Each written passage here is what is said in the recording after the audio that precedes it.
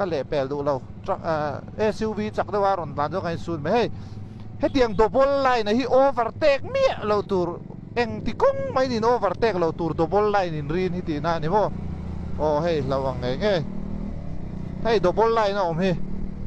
single line hi in overtake mi lo tur single line hi in zom chuan ti na nia double line phei chu eng ti kong mai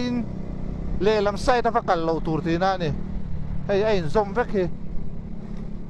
hey single line dot to ma he tiang hi chu mi le pel na le lam sai ta fa lu the chuang kan sai ta kan le pel nuwa kan lu le nga lang ti na ni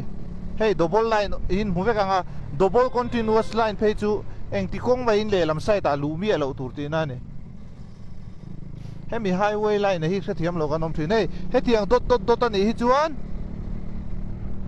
a le pel zok the ma se ma ni sai ta lu le the chuang kha tiang single line kha a om tur angai la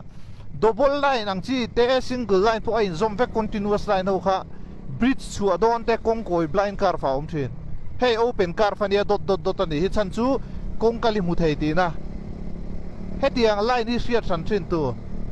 chuan hey single line continuous line alo om chia ta ni he ta hi hey hi le pel lo tur he ta tang khan mi le pel le thei chia ti na mi le pel thei kan ti khan a him chuan ti na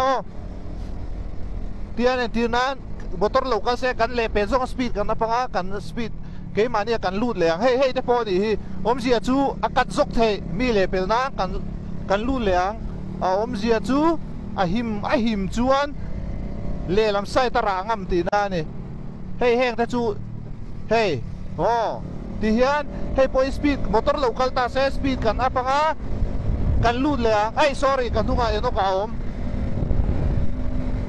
demonstration kan nei do na hey te po a dai zeu ngam dai zeu reng tur ti na lam ni lawin dar long kan lut do khai hi highway line marking hi selo kan om thina hey chu siat ve tha mi hi ka changai vak lo na in Instagram video pakata po khan champhai ro ta pick up rong kala than ro se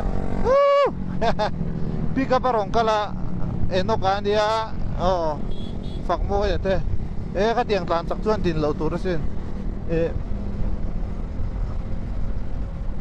dar long khwa kho chu a chuan tlan vak lo to group ani phei chuan mo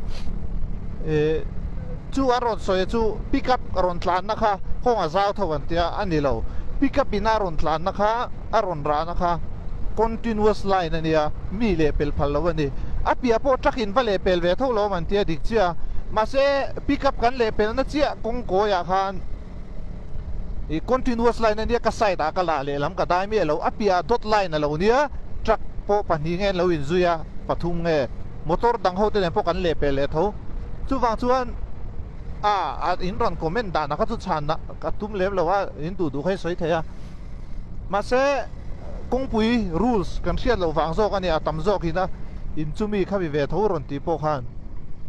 no cho kong pui rules sian u la chuan in ron soi sel lo wa ti kha kan soi ve ram ni chu highway hian hemi kong line marking hian om zian nei veka chumi chu siat tur ani na ta te phei chuan hei po hi le pel thei hei dot ni ya kan lut leang khat yang chi khan hey helai chu continuous ri tai chuan tu bai le pel lawang a chan chu a car fa kha mu thei lo hey helai te chu open car fa nia dot ani khamo kha te kha siat ve ngai khung vel hi chin hiang deuh lek ino ma kan lut phota khokaring kara kan chuak le a khung vela a khopa ngaya khopa khata alian deuh lek zoka kan kal le hey continuous line chu in buthiam em hey tiana om vek hi kan soi tui tama man i chu